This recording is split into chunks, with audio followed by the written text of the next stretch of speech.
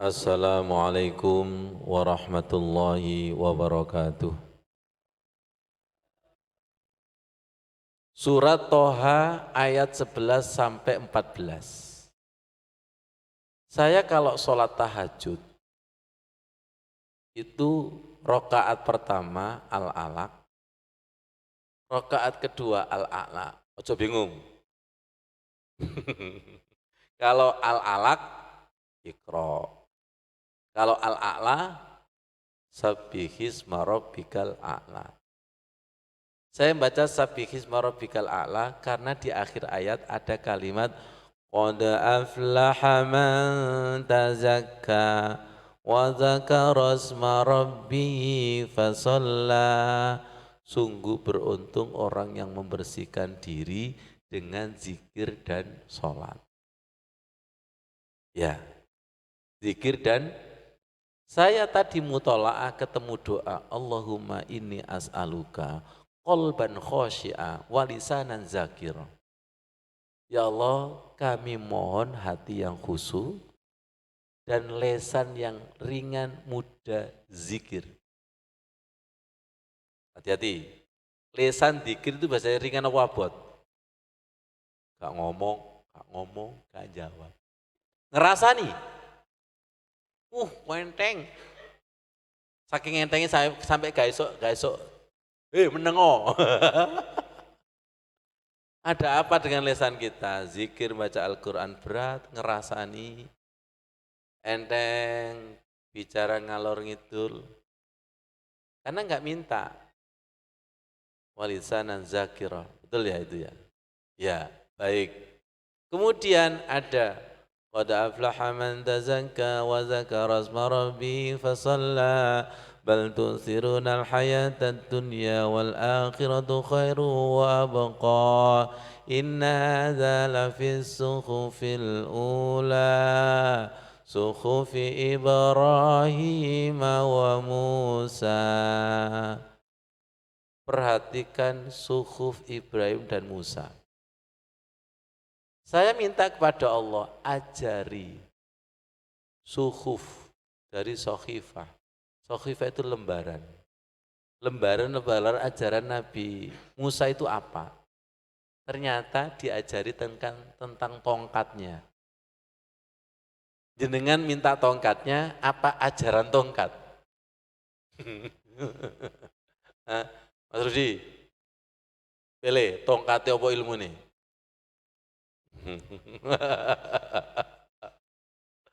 Ya Allah, ilmu ya. Ilmunya, ajaran-ajarannya itu loh. Masya Allah, pelan-pelan. Jenengan meyakini bahwa para nabi, para rasul masih hidup? Yakin apa enggak? Ayatnya ada, tapi keyakinan kita itu berdimensi. Ada yang masih ragu, ada yang tidak percaya. Itu wilayah hidayah? Hidayah. Ana inda zanni abdi. Yakinkan ya Allah bahwa para rasul itu masih hidup.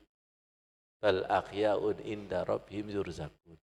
Sekarang jenengan saya ajak belajar spiritualnya Nabi Musa. Purun apa boten? Jenengan pingin meniru Rasul Muhammad dan para nabi? Tidak hanya sekedar amantu billahi, tidak sekedar itu ya. Tapi ingin. Kalau saya itu ingin ketemu merem melek. Paham? Ingin? Kalau jenengan ingin sekali, maka saya mudah menjelaskan. Tapi kalau setengah ingin dan tidak ingin, tiba-tiba hati saya, ojo mubadir, ojo arek turu, ojo arek itu. Itu nggak bisa dibohongi loh ya, nggak bisa dibohongi. Ingin ketemu ingin itu bergelora enggak? Bergelora? Kekasih ingin ketemu kekasih, dua-duanya ingin. Ketemu seperti apa? Tambah merem apa melek? Melek. Jenengan ngaji ke sini ini ingin enggak? Ingin apa? Ilmu, hidayah, cahaya. Ini pernah saya sampaikan di Mina. Ya Allah yang hadirin semoga ke Mina. Padang Arafah, Muzdalifah, ya Allah, amin ya Allah. Ini diizinkan sama Allah untuk menceritakan ini, terutama bagi para tamu Allah yang di tanah suci. Jenengan ini juga para tamu Allah yang haus ilmu, haus hidayah, haus hidayah. Perhatikan, ternyata ingin itu disebut murid. Murid itu yang orang berkeinginan lebih dekat dengan Allah, berkeinginan lebih dekat dengan Rasulullah. Makanya ada semboyan saklawase dadi murid, saklawase dadi santri. Itu kata-kata yang luar biasa. Terlalu dhuwur sampean, aku mahasiswa. Nah, yang paling enak itu murid, orang yang selalu berkeinginan. Murid mawon nggih? Rendah hati nggih, murid nggih? Nggih, murid. Ya Allah. Falamma ataha nudiya ya Musa. Maka ketika dia Nabi Musa mendatangi api, dia dipanggil oleh Allah, ya Musa, pelan-pelan ya. Ini ana rabbuka, saya, aku Tuhanmu. Fakhlak na'laik, lepaskan sandal atau terompamu. Innaka bil wadil muqaddasi tuwa, sesungguhnya engkau sampai di lembah suci. Wa anakhtartuka fastami' lima yuha, aku Allah memilihmu, dengarkan apa yang akan aku wahyukan. Apa yang akan diwahyukan Allah? Lihat ini, kaligrafi di atas ini. Innani anallah la ilaha illa ana fa'budni wa aqimis sholata lidzikri. Kaligrafi ini sering ditulis di mihrab-mihrab masjid, Masjid Istiqlal, Masjid Akbar. Ini hasil spiritual Nabi Musa ingin ketemu Allah. Berarti kalimat ini spiritualnya luar biasa. Makanya ditulis di mihrab, karena mihrab itu adalah tempat panggonane ketemu Allah, madep komunikasi, ngobrol dengan Allah. Pelan-pelan. Nabi Musa ketika sampai di Bukit Tursina, lembah suci, itu disuruh melepas terompa. Teknya itu terompa. Teknya itu terompa. Tapi kiasannya adalah ilmu yang didewa-dewakan, jabatan yang didewa-dewakan. Perhatikan, aku haji furoda, aku haji plus, bayarnya mahal. Iku melaku sampai dangak-dangak ini. Boleh kademenah sini. Sedangkan yang haji reguler biasa, itu nunduk, minder. Di hadapan Allah itu kan nggak ada istilah haji reguler, plus, di atas plus, atau furoda. Paham maksudnya itu? Nabi Musa disuruh melepaskan terompa. Kalau kita tawajuh, istilah orang sufi, madhep, iku kudu goleh nggawa apa-apa. Rumangsa sugih lepasen. Rumangsa artis nek rumangsa tuwek. Lu ada juga golongan itu tuwek iku disombong-sombongkan. Aku wis umur samin, lu wong tuwek kok disombongno iku ya apa? Kok cocok gigi merotol disombongno. Bintang, gelar semuanya harus ditanggalkan. Ini bukit suci lembah Tursina. Perhatikan. Masjid itu juga tanah suci. Pelan-pelan. Sholat itu wilayah kesucian.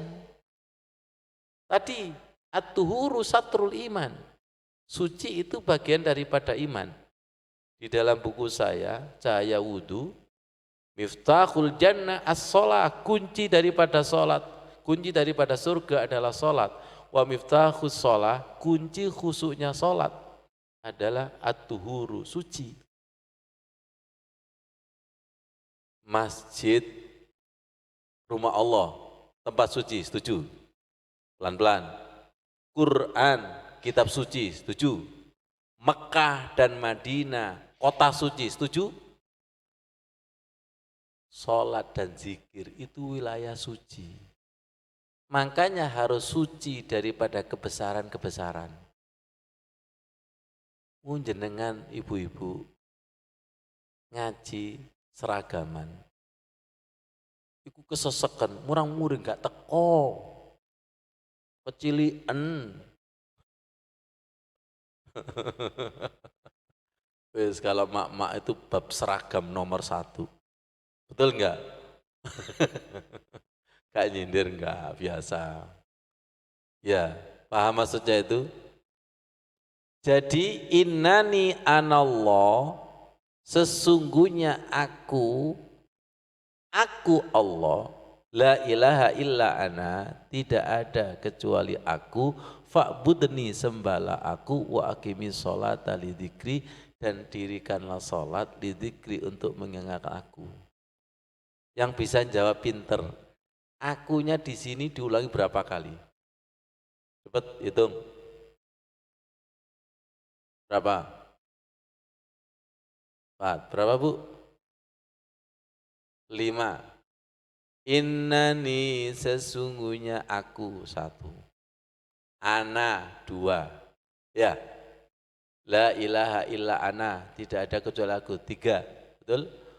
Fa'budni, sembahlah aku, 4. Wa aqimi sholata lidzikri, untuk mengingatku. Berapa kali akunya? 5. Betul Bu Anis? 5? Apa saya salah ngitung? 5 ya? Kenapa akunya sampai 5? Saya merenung, ya Allah, ternyata sholat iku kudu eling Gusti Allah tok. Perumpamanya gampang. Kekasih dengan kekasih iku kudu eling aku tok, itu sejati.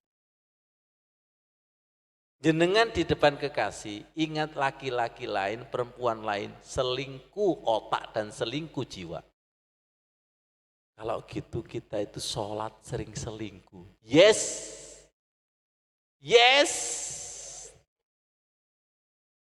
Bu, jenengan di depan suami, ingat laki-laki yang lain, suami jenengan tahu, marah enggak? Tersinggung? Kita di hadapan Allah itu kayak gitu. Masya Allah. Sadar? Akunya berapa kali ini? 5. Orang yang jatuh cinta, gudume aku tok. Eling aku tok. Kalau punya kekayaan untuk aku, punya tenaga untuk aku. Jenengan lah nggak mau diduakan kan? Nggak mau ditigakan? Nggak mau kan? Nggak mau. Dan jenengan pernah mendengar Allah itu maha pencemburu? Gak jawab. Allah itu maha pencemburu. Ya Allah, kalau gitu kita sholat ingat selain Allah begitu banyak, jawabannya sungguh diterusno apa dirubah. Itu suhufi Ibrahim wa Musa. Di dalam surat Al-A'raf malah Nabi Musa itu pingsan. Karena ketika itu sedikit mengandalkan ilmu. Sedikit mengandalkan ilmu. Kenapa? Karena Nabi Musa itu pinter. Kalau kita mengandalkan ilmu tapi goblok, goblok. Astagfirullahaladzim. Kadang mengandalkan harta, kadang mengandalkan tenang. Aku di konco polisi kok. Nah, mengandalkan konco. Kadang mengandalkan suami, tidak mengandalkan qul huwallahu ahad, Allahus samad, lam yalid wa lam yulad wa lam yakul lahu kufuwan ahad. Jenengan itu seneng enggak uang yang beranak? Allah itu tidak beranak dan tidak diberanakkan. Ternyata Tuhan kita sering beranak. Mentuhankan selain Allah, menomorsatukan selain Allah itu beranak. Walam yakul lahu kufuwan ahad, bahwa Allah itu tidak ada yang bisa menyamai. Tidak ada yang bisa menandingi. Bu, hati jenengan lebih stres mana? Hati nggak ada uang sama nggak ada uang. Hati nggak ada uang sama hati nggak ada Allah. Lebih stres mana sih? Nah, itu katanya Tuhan nomor 1.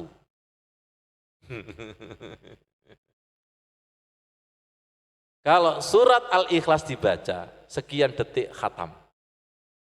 Tapi kalau surat Al-Ikhlas diamalkan, tidak pernah khatam. Karena Tuhan kita sering gesernya. Yes? Yes. Semoga malam hari ini sembuh. Sembuh kekafiran kita, sembuh kemunafikan kita, sembuh perselingkuhan kita. Yaitu suhufi Ibrahim wa Musa. Ya Allah, mulai hari ini sebelum sholat, wudu yang betul-betul wudu. Jangan sekedar membasuh, tapi niatkan untuk membersihkan kesombongan yang disadari atau tidak disadari. Bu, jenengan sudah macak cantik. Tiba-tiba buang angin mau sholat. Kosmetiknya sudah cantik sekali. Eiman apa eman kira-kira? Loh ya kan? Ya Allah, ya Allah. Disinilah ujian kita. Enak loh, Nabi Musa itu wa anakhtartuka. Saya memilihmu. Perhatikan, semoga munya tadi yang dimaksud Nabi Musa, yang dimaksud adalah hati kita. Wa anakhtartuka fastami lima yuha. Jadi ayat ini Allah langsung yang menyentuh hatinya Nabi Musa. Dan semoga Allah langsung menyentuh hati kita. Begini tafsirannya itu. Jenengan ingin. Jenengan ingin lebih kenal dengan Allah? Ingin ya? Jadi murid saklawase, jadi santri saklawase, selalu belajar ilmu ini karena peta untuk menuju Allah. Ketika kita mencari tawaf, mencari zikir itu saya cari, subhanallah, saya cari, maksudnya saya cari sambungannya, subhanallah, saya cari rasanya, Allah. Tiba-tiba Allah berkata, aku noki. Enak enggak kira-kira?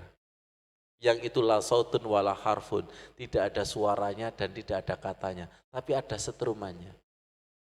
Bu, saya dulu mencontoh, saya itu kalau cari ikan di dalam air, kalau enggak ketemu itu gini, lihat muka saya. Tapi kalau ketemu, yang menyaksikan, loh, wis nyekel. Karena mencari, betul enggak? Belum ketemu wajahnya kelihatan. Sudah ketemu wajahnya kelihatan. Jenengan ketika sujud dan ruku itu ada yang dicari enggak? Maksudnya perasaan hati itu loh, di balik doa itu. Subhana rabbiyal a'la wa bihamdi. Harus ada yang dicari. Wong yang mencari saja sering gak ketemu, apalagi gak dicari.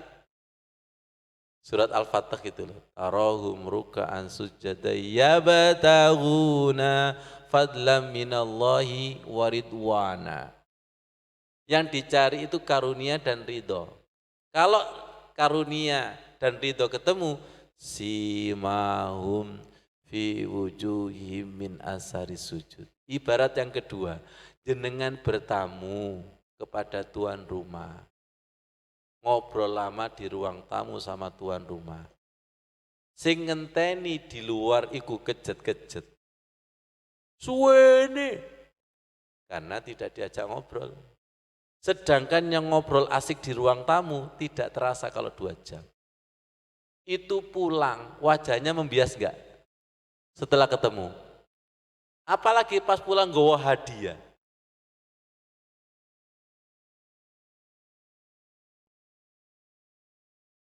Bisa dipahami? Wassalamualaikum warahmatullahi wabarakatuh.